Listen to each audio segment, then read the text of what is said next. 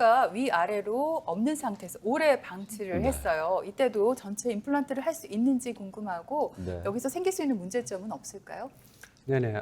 치아가 전체가 없을 때 사실 시간이 오래되면 치조골이 너무 녹아서 임플란트 하기가 어려워질 때도 있습니다. 그런 경우에는 차선책으로 전체 치아를 임플란트로 하지는 못하지만 임플란트 몇 개를 심어서 그 위에 틀니를 얹어서 고정시키는, 그렇게 하면 기존의 틀니보다는 훨씬 고정이 좋아서 저장 능력이 좋아집니다.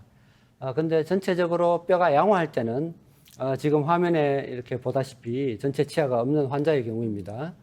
그런 경우에 아까 말씀드린 어떤 디지털로 미리 모의 수술을 하고 수술을 해서 이렇게 그 전에 이렇게 가이드를 이용해서 디자인을 하게 됩니다. 네네, 디자인을 하고 임시 치아를 화면에서 보시다시피 미리 만들어 놓게 됩니다. 그리고 저 가이드를 이용해서 임플란트 수술을 전체를 하게 되죠.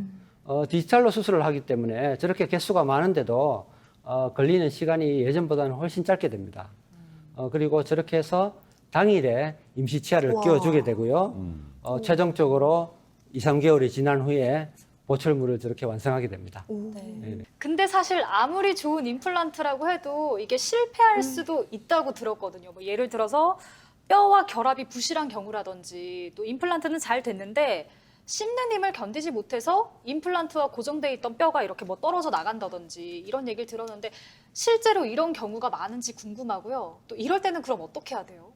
네네, 임플란트의 성공률은 사실은 90%가 훨씬 넘기 때문에 많지는 않지만 워낙 시술 횟수가 많다 보니까 실패가 당연히 있습니다. 네.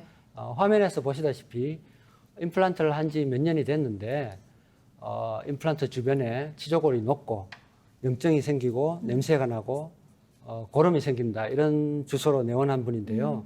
이런 경우에는 사실 치조골이 너무 심하게 녹았기 때문에 어쩔 수 없이 기존 임플란트를 제거할 수밖에 없습니다.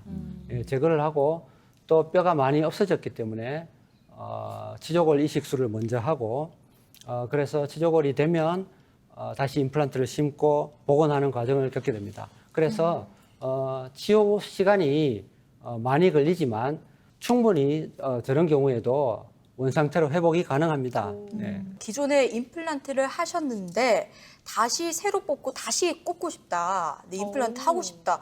가능할까요? 네, 물론 가능합니다. 단지 그걸 뽑아야 되는 이유가 있을 거예요, 그죠? 그렇죠. 네, 그래서 대부분의 이유는 그 주변에 치조골이 녹는 게 가장 많고요.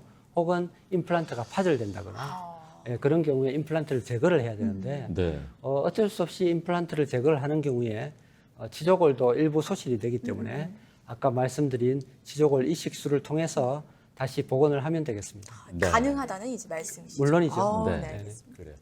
그 치과 치료 가운데 이제 디지털 임플란트에 대해서 오늘 자세히 한번 알아보고 있습니다.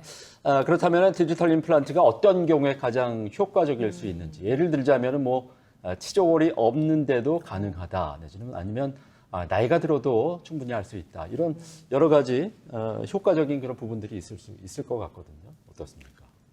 임플란트를 디지털로 수술할 때 사실 가장 장점 중에 하나가 절개를 하지 않거나 시간이 적게 걸리기 때문에 나이 드신 분들, 수술을 힘들어 하시는 분들, 그리고 당뇨나 고혈압이 있으신 분들, 조절이 되는 당뇨나 고혈압이 있으신 분들도 좀 더 편하게 시술을 받을 수가 있습니다.